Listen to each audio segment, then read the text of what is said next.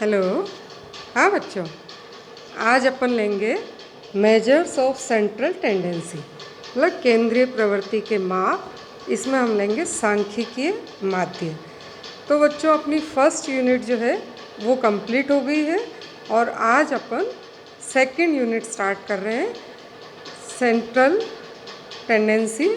ठीक है, तो ये जो है बच्चों बहुत ही इम्पोर्टेंट चैप्टर है और इसमें अपन मेन तो मीन, मोड, मीडियन, ये नाम आपने बहुत सुने होंगे। तो ये बहुत ही पॉपुलर है, बहुत ही इम्पोर्टेंट है। तो आज अपन सांख्यिकीय माध्य या स्टैटिस्टिकल एवरेजेस देखेंगे। तो पहले अपन इसका अर्थ देखते हैं, इसका मीनिंग देखते हैं कि सांख्यिकीय माध्य कहते किसको है। सांख्यिकीय माध्य बच्चों एक ऐसा सरल और संक्षिप्त अंक है जो कोई भी अपनी जो सीरीज़ है उसके मेन क्या कैरेक्टरिस्टिक्स है, उसके मुख्य मुख्य क्या अभिलक्षण है, उस पर वो प्रकाश डालता है। तो इसमें अपन एक डेफिनेशन बता रही हूँ मैं आपको, क्रॉक्सटन एवं काउडेन। इनके अनुसार माध्य जो है वो समंकों के विस्तार के अंतर्गत स्थित एक ऐसा मूल्य है जिसका प्रयोग श्रेणी के सभी मूल्यों का प्रतिनिधित्व करने के लिए किया जाता है। समंकमाला के विस्तार के मध्य में स्थित होने के कारण माध्य को हम केंद्रीय प्रवृत्ति का माप भी कहते हैं। तो बच्चों, जो ये केंद्रीय प्रवृत्ति का माप या सांख्यिकीय माध्य, ये क्या है, किसी भी सीरीज़ का एक मेन जो विशेषता है वो इससे आपको पता चलेगी।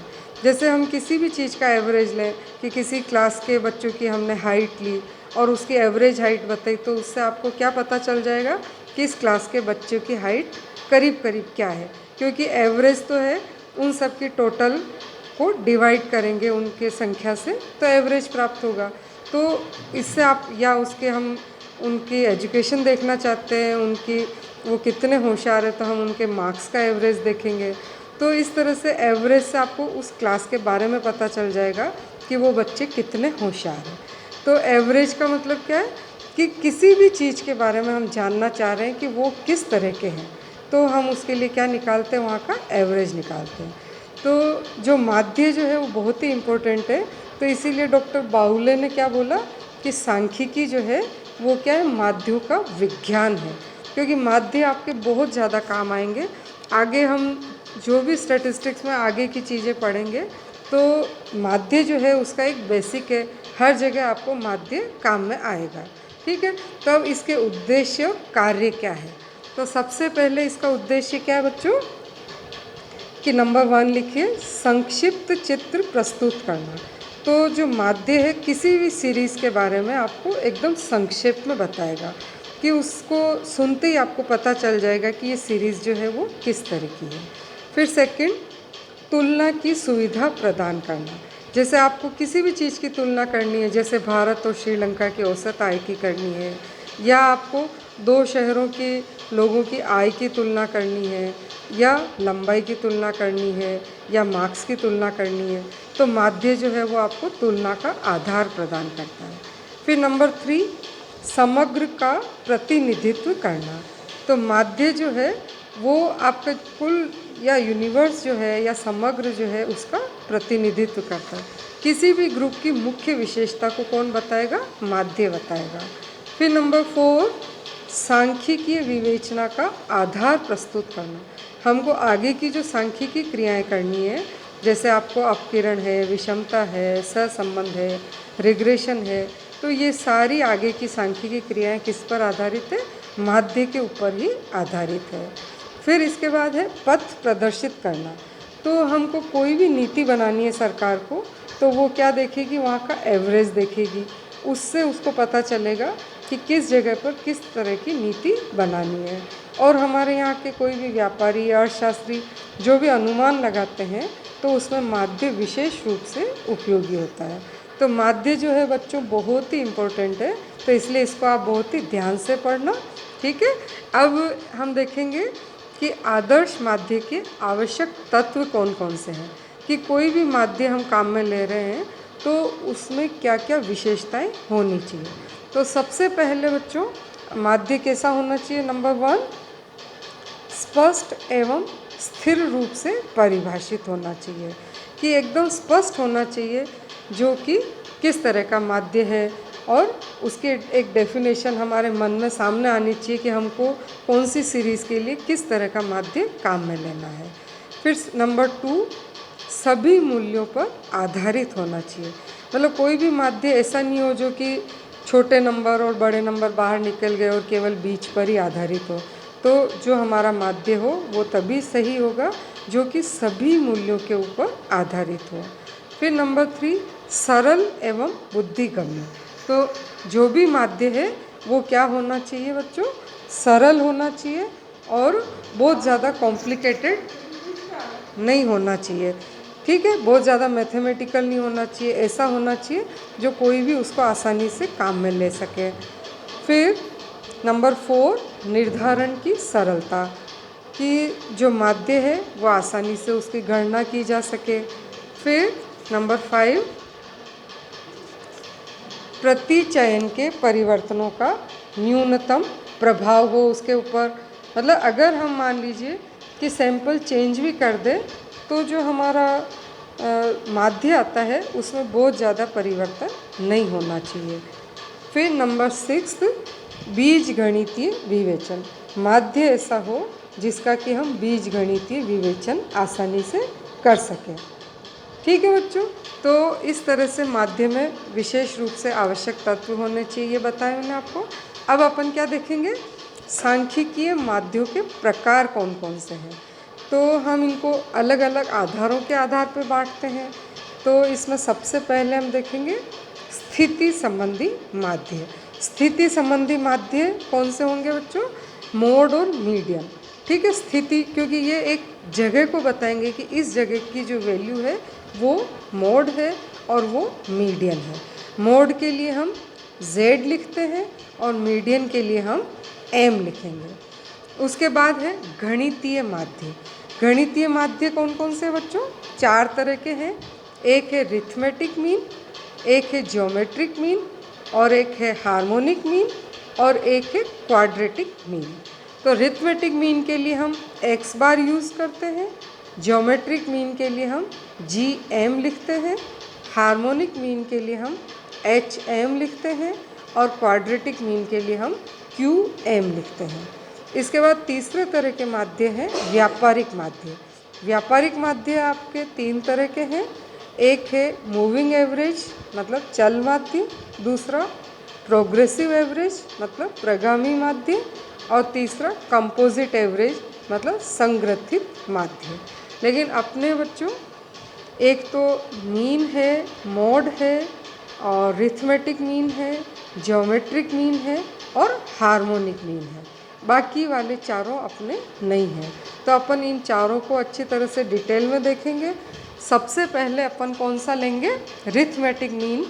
ठीक है, क्योंकि रिथमेटिक मीन सबसे पॉपुलर और सबसे इम्पोर्टेंट है, तो इसीलिए मैं सबसे पहले किससे स्टार्ट कर रही हूँ? जो गणितीय माध्य है इसमें अपन सबसे पहले कौन सा ले रहे हैं? रिथमेटिक मीन या समांतर माध्य। तो समांतर माध्य बच्चों बहुत ही इम्पोर्टेंट है, बहुत ही लोकप्रिय है। हम एक सामान्य बोलचाल में जो औसत भाषा का प्रयोग करते हैं, औसत शब्द का जो हम प्रयोग करते हैं, तो वो औसत जो है किसके लिए है? समांतर माध्य के लिए ही होता है। तो ये बहुत ही इम्पोर्टेंट है और इसको निकालना बहुत ही आसान है। तो इसके लिए हम क्या करते हैं? सबसे पहले मूल्यों का योग कर लेते हैं और उस मूल्य के योग में उसकी संख्या का भाग देते हैं। तो जो आता है वो क्या आता है? माध्य आता है या समांतर माध्य आता है, जिसको कि हम सामान्य भाषा में औसत कहते हैं। तो इसको कैलकुलेट करने के 2 मेथड हैं। एक है डायरेक्ट मेथड और एक है शॉर्टकट मेथड। तो आज अपन बच्चों कौन सा मेथड ले रहे हैं? Direct method. तो डायरेक्ट मेथड के लिए क्या करते हैं? डायरेक्ट मेथड या प्रत्यक्ष रीति। तो ये बहुत ही आसान है। इसके लिए हमको क्या करना होता है? सबसे पहले जो हमारी समंकमाला के जो मूल्य हैं उन मूल्यों को जोड़ लेंगे। ठीक है, और उन मूल्य का जोड़ने के बाद समेशन x या सिग्मा x निकालेंगे और sigma x divide by n करेंगे। तो जो प्राप्त होगा मूल्य वो क्या होगा, समांतर माध्य होगा। और दूसरा मेथड होता है शॉर्टकट मेथड या लघु रीति। लघु रीति के लिए हम कब काम में लेते हैं कि जब संख्या बहुत ज़्यादा होती है या दशमलव में होती है या मूल्यों में आपस में बहुत ज़्यादा भिन्नता होती है, तब लघु रीति जो है वो ज़्यादा सही होती है। तो लघु रीति के लिए बच्चों क्या करते हैं, सबसे पहले हम एक कल्पित माध्य मान लेते हैं। क्या करते हैं कि जो उस सीरीज़ है उसमें से किसी भी एक को, ज़्यादातर जो थोड़ा बीच का होता है उसको हम जो है कल्पित माध्य मान लेते हैं। फिर सारे मूल्यों से उसका विचलन निकालते हैं, मतलब x माइनस a करते हैं। फिर उन विचलनों का जोड़ करते हैं और उस जोड़ को हम क्या करते हैं, a में या तो उसको प्लस करेंगे या उसको माइनस करेंगे। वो मूल्य पर निर्भर करेगा कि वो प्लस के हैं या माइनस के हैं। तो a में हमने क्या किया, उसको जो डेविएशन आया उसकी टोटल को प्लस या माइनस करेंगे, ठीक है। फिर उसको डिवाइड बाय क्या करेंगे, n करेंगे और इसको हम कल्पित माध्य में जोड़ देंगे, ठीक है। और बच्चों a से या कल्पित माध्य से जब हम विचलन लेते हैं तो उसका कोई ना कोई मूल्य आता है, लेकिन जब हम असली में जो हमारा वास्तविक मीन है उससे विचलन करेंगे तो उसका जोड़ हमेशा 0 आएगा या 0 आएगा, ठीक है। तो मैंने आपको सीरीज़ 3 तरह की बताई थी। कौन कौन सी तरह की बताई थी सीरीज़ बच्चों? एक अपन ने देखी थी इंडिविजुअल सीरीज़, एक डिस्क्रीट सीरीज़ और एक कंटिन्यूस सीरीज़। तो सबसे पहले आज अपन कौन सी सीरीज़ ले रहे हैं, इंडिविजुअल या व्यक्तिगत श्रेणी। व्यक्तिगत श्रेणी में प्रत्यक्ष रीति से माध्य की गणना करना। तो जैसे अभी मैंने आपको बताया कि सबसे पहले क्या करेंगे कि जो मूल्य हमको दे रखे हैं उन मूल्यों का हम जोड़ करेंगे, ठीक है। आप लिखिए सबसे पहले x bar is equal to x1 plus x2 plus x3 plus dash dash dash, ऐसे करते हुए xn तक के सारे मूल्यों का हम जोड़ करेंगे और इसको फिर डिवाइड बाय n करेंगे। तो इसका फॉर्मूला क्या है बच्चों, x bar is equal to sigma x divide by n, ठीक है। तो यहाँ सिग्मा x क्या है, समेशन ऑफ आइटम वैल्यूज़, और n क्या है, नंबर ऑफ आइटम्स। तो अब इसके लिए मैं आपको एक एग्जाम्पल बता रही हूँ बच्चों। तो ये एग्जाम्पल नोट करिए आप। ये क्वेश्चन दिया है कि एक क्लास के 10 स्टूडेंट हैं, वो ABCDEFGHIJ, ठीक है। तो इन 10 स्टूडेंट की हाइट आपके लिखी हुई है। ये देखिए हाइट आप कितनी कितनी है, A की 155, B की 153, C की 168, D की 160, E की 162, F की 166, G की 164, H की 180, I की 157 और J की 165। तो इसको जब हम सॉल्व कर रहे हैं तो क्या लिखा हमने, सबसे पहले जो कॉलम बनाया, 2 कॉलम बनाए इसमें हमने, एक स्टूडेंट का बनाया जिसमें हमने ABCDEFGHIJ लिख दिए और दूसरी तरफ हमने हाइट का कॉलम लिया है, ठीक है। तो हाइट वाले में हमने सारे उनके हाइट लिख दी सारी। फिर हमने क्या किया, जो सारी हाइट दे रखी है उसका हमने टोटल किया। तो हाइट कितनी आई बच्चों, 1630 या 1630, ठीक है। और बच्चे कितने हैं टोटल, या n कितना है, 10। तो अब फॉर्मूला मैंने आपको क्या बताया था कि x bar is equal to sigma x divide by n, ठीक है। तो अब अपने को क्या करना बच्चों कि जो सिग्मा x है वो अपना कितना आया, 1630, ठीक है। तो 1630 डिवाइड बाय 10 या डिवाइड बाय n किया हमने, तो कितना आया, 163। तो हाइट है अपने यहाँ पे, तो इसलिए सेंटीमीटर्स में है। तो ये कितना आ गया x बार आपका, 163 सेंटीमीटर्स, ठीक है बच्चों। तो आपने आज हमने क्या देखा कि जो मेजर्स ऑफ सेंट्रल टेंडेंसी है वो हम किसको कहते हैं, इसकी इम्पोर्टेंस क्या है, इसकी कैरेक्टरिस्टिक्स क्या है, एक अच्छे माध्यम में क्या गुण होने चाहिए, ठीक है। और उसके बाद अपन ने अरिथमेटिक मीन या समांतर माध्य को स्टार्ट किया। तो समांतर माध्य जो है वो बहुत ही इम्पोर्टेंट है बच्चों और बहुत ही पॉपुलर है। तो इसमें 3 तरह की सीरीज़ होती है, एक इंडिविजुअल होती है, एक डिस्क्रीट होती है और एक कंटिन्यूस होती है। ठीक है, तो आज हमने कौन सी सीरीज़ का देखा? इंडिविजुअल सीरीज़ या व्यक्तिगत श्रेणी में माध्य की गणना करना। और इसमें भी आज हमने कौन सा मेथड देखा बच्चों? डायरेक्ट मेथड, या जिसको हम क्या बोलते हैं? प्रत्यक्ष रीति। ठीक है, तो इसमें बहुत आसान है। हमने क्या किया, सबसे पहले जो भी आपका क्वेश्चन दिया हुआ है उसको लिख लिया। एक साइड में हमने क्या लिखा कि जो स्टूडेंट है उनके वो लिखे ABCDEFG, और दूसरी साइड हमने क्या लिखा? हाइट लिखी उनकी। फिर हाइट का टोटल किया और उस टोटल में बच्चों की संख्या का भाग दिया।